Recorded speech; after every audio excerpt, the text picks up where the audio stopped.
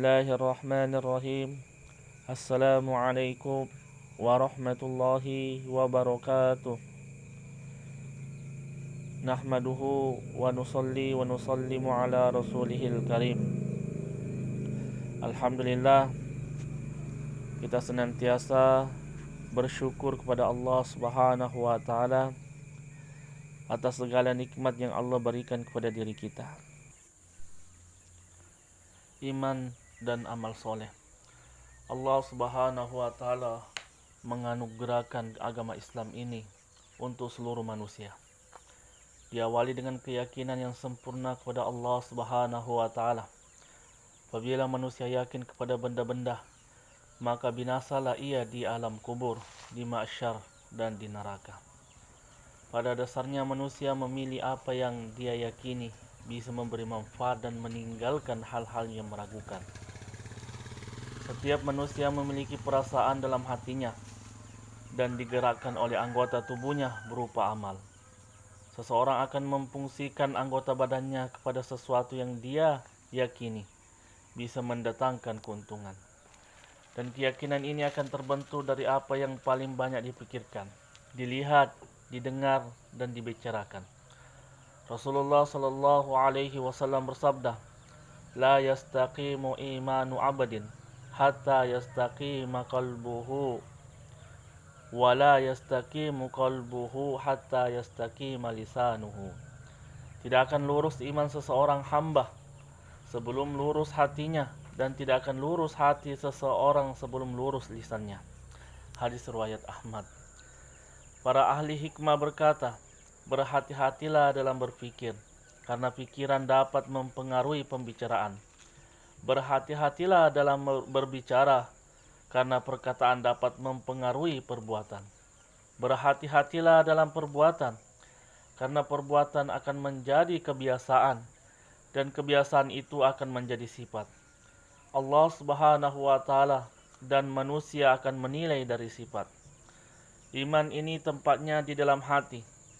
Namun hati tidak bisa bicara, mendengar, dan melihat. Maka iman akan masuk ke dalam hati diawali dengan banyak berbicara, mendengar, dan merenungi kebesaran Allah Subhanahu wa taala. Iman yang hakiki berada dalam hati, bukan dalam lisan ataupun anggota tubuh lainnya. Orang-orang Arab Badui itu berkata, "Kami telah beriman." Katakanlah kepada mereka, kamu belum beriman. Tetapi katakanlah, kami telah Islam, karena iman belum masuk ke dalam hati kalian. Demikianlah iman manusia hari ini. Baru wujud pada lisan, maka hendaknya berusaha bagaimana agar iman itu menghujam masuk ke dalam hati. Sehingga iman mewujud, pembawaan apa adanya, menjadi iman matluk. Iman yang telah diuji dan diusahakan, yang tidak bercampur sedikit pun dengan keyakinan dan ketergantungan pada makhluk. Inilah yang dikehendaki oleh Allah Subhanahu wa taala dalam firman-Nya, "Iyyaka na'budu wa iyyaka nasta'in." Hanya kepada Engkaulah kami menyembah dan hanya kepada Engkaulah kami meminta pertolongan.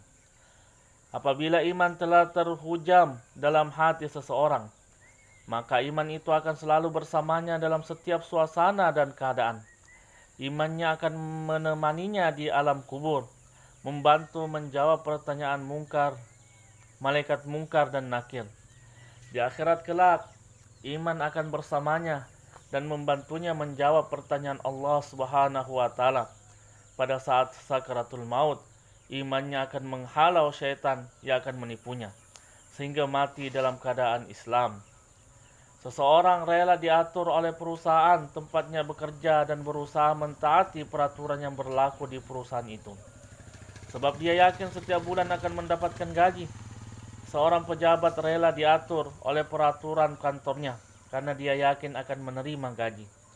Demikian pula apabila seseorang yakin kepada Allah Subhanahu wa taala, maka dia akan menggunakan seluruh anggota badannya sesuai dengan perintah Allah.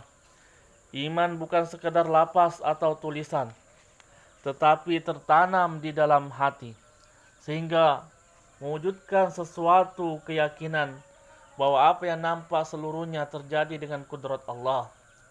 Antara asbab dan kudrat berbeda, tetapi hakikatnya sama. Semuanya terjadi karena Allah Subhanahu wa taala. Seluruh asbab terjadi karena kudratullah, dan asbab-asbab ini diciptakan Allah hanyalah sebagai ujian bagi manusia. Apabila Allah Subhanahu wa taala mendatangkan ujian kepada manusia, maka ia akan bergantung pada kudrat Allah atau kepada asbab. Dari semut yang terkecil sampai malaikat yang bentuknya sangat besar, untuk bergerak hanya menunggu perintah Allah Subhanahu wa taala. Ketika matahari bersinar, apakah manusia yakin bahwa sinar matahari berasal dari kudratullah atau dari matahari itu sendiri? Api adalah zat yang panas dan sifatnya membakar. Namun dengan kudratullah, api tidak bisa membakar tubuh Nabi Ibrahim alaihissalam. Apabila ada dua pilihan antara asbab dan amal, maka orang yang beriman akan tinggalkan asbab menuju amal, dan yakin dengan amal inilah kejayaan. Bagaimana memahami janji dan azab Allah Subhanahu wa taala? Hukum Allah Subhanahu wa taala bukan berdasarkan ilmu, tetapi hanya dengan amal. Ketika iman telah merasuk ke dalam hati para sahabat radhiyallahu an, maka seluruh kemaksiatan ditinggalkan dan tidak ingin mengulang perbuatan itu. Seorang sahabat radhiyallahu an mengadu pada Nabi sallallahu alaihi wasallam bahwa dia miskin, maka Nabi sallallahu alaihi wasallam menganjurkan agar ia menikah. Namun bila keyakinan rusak, maka setelah menikah dia tetap miskin. Demikian pula seorang sahabat radhiyallahu an mengalami sakit perut. Oleh Nabi sallallahu alaihi wasallam disarankan agar minum madu. Setelah minum madu sekali, dua kali, sakitnya belum juga sembuh. Lalu dia mengadu kepada Nabi SAW. Maka beliau bersabda, Allah maha besar dan perutmu yang salah. Yakin pada Allah Subhanahu wa taala atau yakin kepada madu. Kemudian ia meminum madu untuk ketiga kalinya, ternyata sakitnya sembuh. Yang dikehendaki oleh Allah Subhanahu wa taala adalah iman yang istiqomah. Innal ladzina qalu rabbuna Allahu tsumma istaqamu tatanazzalu alaihimul malaikatu alla takhafu wa la tahzanu wa abshiru bil jannati allati kuntum tu'adun. Sesungguhnya orang-orang yang mengatakan Rabb kami ialah Allah, kemudian mereka menangguhkan pendirian mereka, maka malaikat akan turun kepada mereka dengan mengatakan, janganlah kamu merasa takut dan janganlah kamu merasa sedih, dan bergembiralah kamu dengan memperoleh jannah yang telah dijanjikan Allah kepadamu. Apabila iman ini wujud, maka Allah Subhanahu wa taala akan berikan ujian. Apabila ujian datang, maka orang yang beriman berkata, ujian ini datangnya dari Allah Subhanahu wa taala dan hanya Dia yang mampu menyelesaikannya. Rasulullah sallallahu alaihi wasallam bersabda, "Qul amantu billahi tsumma istaqim." Katakanlah, aku beriman kepada Allah, kemudian teguhkanlah pendirianmu. Alim ulama menamsilkan bahwa iman ini seperti air.